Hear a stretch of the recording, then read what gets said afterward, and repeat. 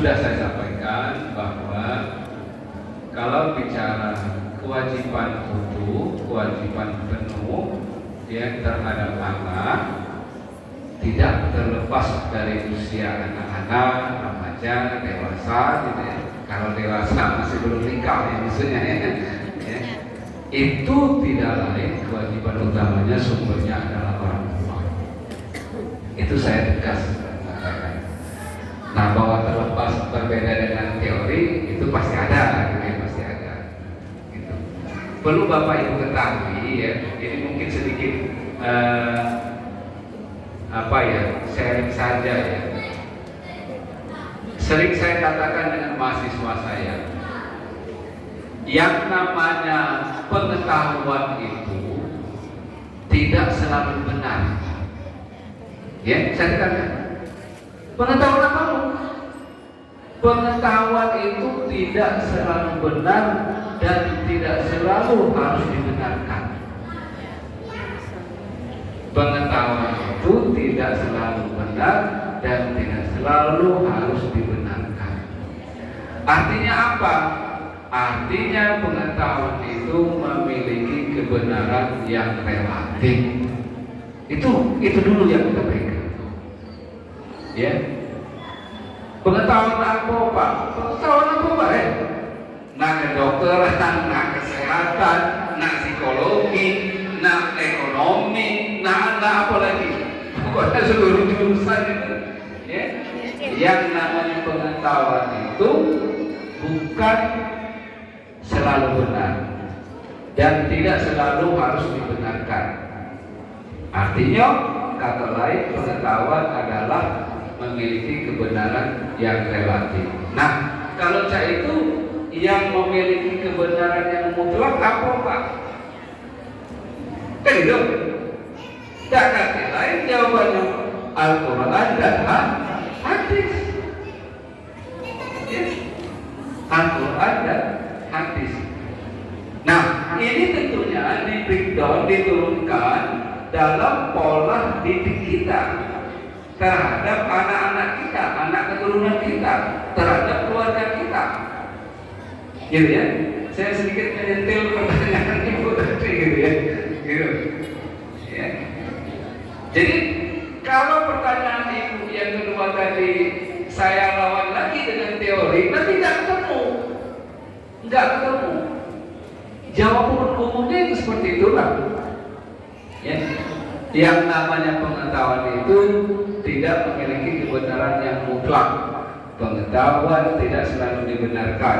Pengetahuan memiliki kebenaran yang relatif, ya, yang bisa salah maknanya, bisa tidak tepat. Yang mutlak, yang benar selalu sampai kita mati, sampai kita kiamat adalah Al-Quran dan hadis. Itu yang menjadi pegangan kita. Nah, cuman yang menjadi masalah ya, sampai hari ini kita belum maksimal menggali Quran hadis itu sendiri. Itu masalahnya. Sesungguhnya semua terkait dengan kehidupan kita di dunia itu sudah ada semua di Quran hadis itu. Ya. Cuma masalahnya masih memilih baik proses lah ya, ya, menuju ke sana, ya, menuju ke sana. Oke, itu jawaban umum. Kemudian saya ulangi Bu ya, kalau komponen keluarga, sekolah, masyarakat, pemerintah, ya, tanggung jawab utamanya letaknya pada keluarga Bu. Itu jawaban saya, ya. Jangan sampai keluarga salah kaprah, orang tua salah kaprah. Aku kan sekolah ke misalnya defend itu apa ya?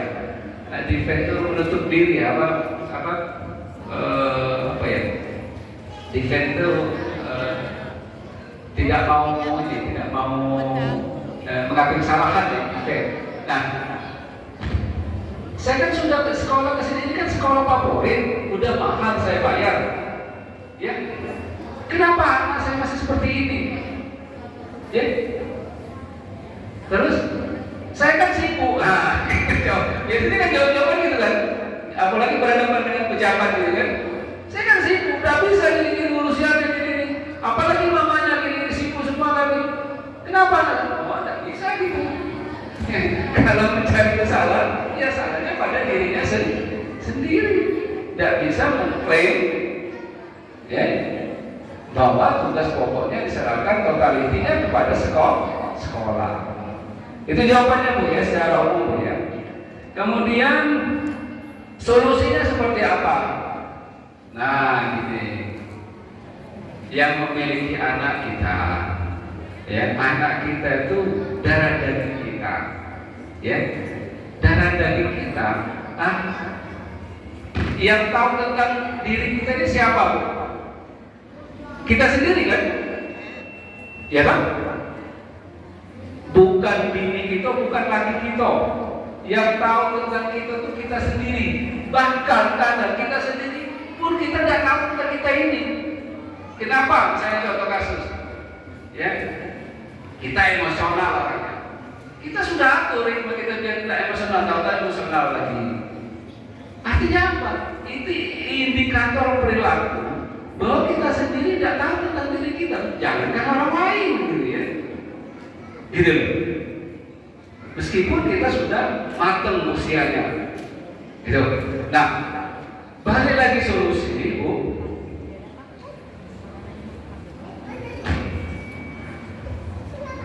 Kalau punya anak tuh mudah, ya. Yang susah tuh punya anak yang berkualitas. Ini yang susah. Ya. Makanya sebenarnya akibatnya jangan kita bayang ke yang terjadi, jangan. Kita ini salah galau Bapak Ibu, termasuk yang ngomong salah galau. Ya. Kenapa saya katakan masalah galau? Kalau kita memang betul meyakini bahwa segalanya ada pedoman dalam Al-Quran, ya, mulai kita mau berkeluarga, apa perintah mau berkeluarga itu apa pertama kali? Kalau mengadaptasi falsafah Jawa, bibit, bebek, bobor, ya. Kalau kata Nabi apa kata Nabi? Apa Bu? Ya, intinya kan pilihlah karena agamanya, kan gitu intinya kan? Ya, ujung-ujungnya agamanya kan? Sudah selesai. Agama. Nah, jawab politik diri kita masing-masing. Kita waktu nikah dengan laki kita, oleh agama enggak? Jawab dulu itu. Sadar berarti. Jawab dulu itu. Oke, selesai toh? Kita berlaku. Pada saat kita ini maaf yang ini menikah, tidur bersama ya dalam tanda kutip gitu ya. Langsung siksam-siksum saja atau berbunuh dulu. Nah, jawablah dengan Bapak Ibu sendiri ya. Ingat aja masa lalu Bapak Ibu itu seperti apa. Melakukan itu tidak. Ya. Dan, gitu kan? Dapat anak dilahirkan, gitu. Yang paling penting, asupan yang kita kasih kepada anak bini kita ini yang hak sumbernya dari mana? Nah, jangan baca ngomong lain. Gitu ya. Nah, kalau seluruh komponen itu unsur kehati-hatiannya sudah kuat, kita jalani dengan sebenarnya, mudah-mudahan tuh apa yang kita ciptakan tadi, apa yang kita buat tadi dijamin bagus, dijamin berkualitas. Itu aja sebelum jawabannya. Ya. Tapi kadang kita ini salah, kita ini baru sadar di tengah. Ya, perilaku kita mano tapi ingin anak soleh, mana lagi yang rumusnya? Salah kok. Ya, ini termasuk ngomong saya sendiri ya. Saya tidak ngomongin Bapak Ibu, saya ngomongin diri saya sendiri. Gitu. Ya. Oke, kira-kira secara umumnya seperti itu. Kemudian Cucu nangis. Nah, ini saya tidak akan lawan dengan teori itu ya, tidak saya konsep gitu ya. Jadi tergantung kasusnya, ya. Kalau dia nangis itu maksudnya biasanya nangis ini kan kondisi-kondisi meminta atau mencari perhatian. Jadi jalan di mall, kita beli makanan, ya toh. Kalau makanan mungkin ringan ya, karena duitnya ya. Minta belikan biasanya mainan yang harganya tinggi mahal. Nah ngegas maknya kan, pasti gitu kan? Atau neneknya ngegas kan, pasti gitu. Nah ngegas sebenarnya tinggi gambar ya, cuma langsung ngegas mulu anaknya kan, nangis ya. Yang terbaik tarik anak itu di lingkungan itu, tarik keluar dari lingkungan itu. Ya tidak apa-apa menangis, tidak apa-apa menangis. Yang penting stimulus apa yang dia lihat tadi sudah berlalu dari apa yang dia. Kalau dia selalu nangis disitulah memori dan penglihatan dia kan masih di sana. Itu masalahnya, ya. Artinya selalu tertanam. Jadi tarik dulu di lingkungan itu teknik sederhananya, gitu ya. Nah selanjutnya terserah ibu, ya. Nah, kalau dimarahin jangan terlalu berlebihan. Kalau dimarahin, ya. Kalau didiamkan juga rasanya tidak tepat juga. Tapi aku takut teori melawan teori. Oke. Kemudian masalah pukul-memukul. Tadi sebetulnya sudah saya singgung, Pak ya. Kalau pertanyaan Bapak ditujukan sebagai Uyun sebagai pribadi, saya setuju Pak. Ya, saya setuju Pak. Mukul itu Pak. Ya paling